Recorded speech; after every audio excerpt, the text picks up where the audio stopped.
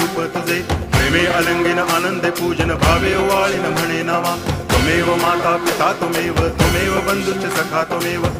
विद्या तरुणं त्वमेव सर्वं मम देव कायेन वाचा मनसेन्द्रियैर्वा बुद्ध्यात्मना वा प्रकृति स्वभावात् करोमि यद्यत् सकलं परस्मै नारायणायति समर्पयामि अच्युतं केशवं रामनारायणं कृष्णदामोदरं वासुदेवं हरि श्रीधरं माधवं गोपिकावल्लभं जानकीनायकं रामचन्द्रं भजे हरे राम राम